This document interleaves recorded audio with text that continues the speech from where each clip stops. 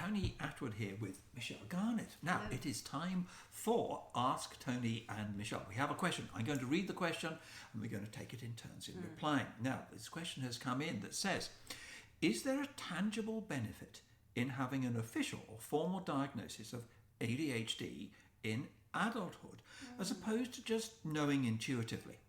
Diagnosis is very costly, takes a long time. My partner turns 50 this year and already knows, and our family therapist concurs. Now, Michelle, your thoughts? I'll go first. Thank you. What a great question. And I'd like to, because I know that many people out there will be interested in the answer, not only for ADHD, but also for autism. Yeah. We're going to actually answer it for both. So the quick answer is no. You don't need a formal diagnostic assessment to know, but there's a few points to go through under that no. The first is that some people, I was one of these people, by the way, I relate to this, Yes. cannot decide if they are or they aren't. And they're in such a non-decisive state and in such a confusion that they seek a formal diagnostic assessment to determine a definite answer. And then the question is closed and it doesn't have to be a point of wondering anymore. Yes, it's to put their mind at rest. Yeah, and you just know, okay, it's been, for me, it was external validation. Oh, wow, I did get it right. I kind of suspected it for a long time, and now I know. And it was, for me, that was a gratifying and wonderful moment, life-changing. But it's not like that for everyone. So for others, they will be quite happy to decide for themselves, possibly for the person who posed this question, your partner, quite happy, everyone knows that's enough, don't need to go any further. However, another consideration is that some people wish to pursue medication as a possible way of managing ADHD.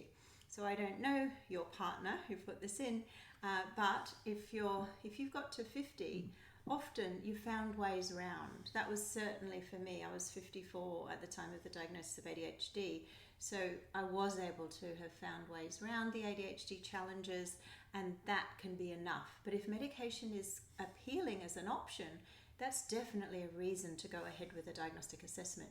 But I would do that with a psychiatrist because they're the ones that can help with the medication question. Also, just answering the same type of consideration for autism.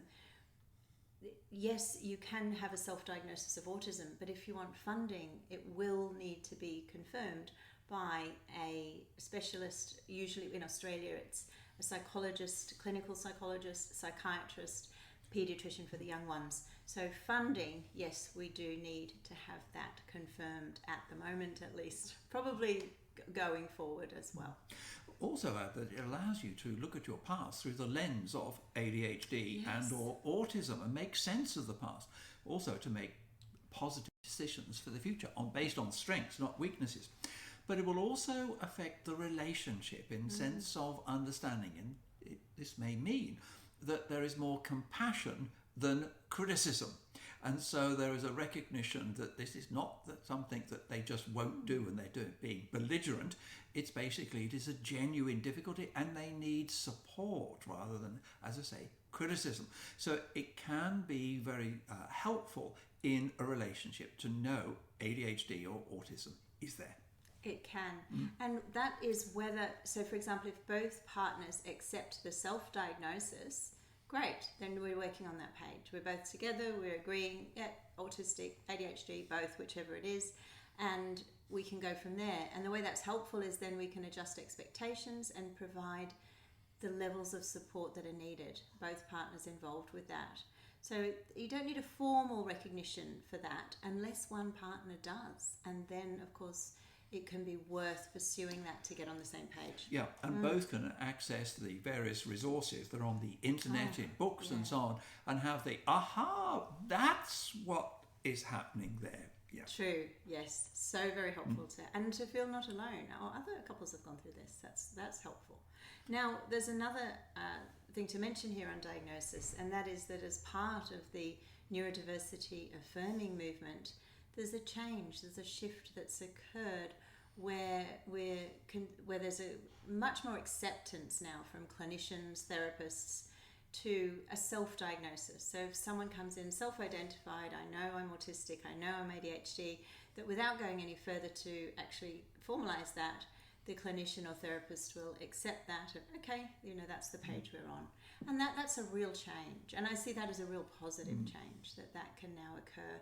That it's very affirming for that person who's self-identified. Yeah, it provides self-understanding and to explain aspects of you to other people that is confusing to them. They can have the, aha, that's why you do or don't do that.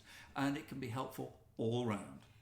Totally. So we hope that's helpful, and talk to you again soon. Thank you.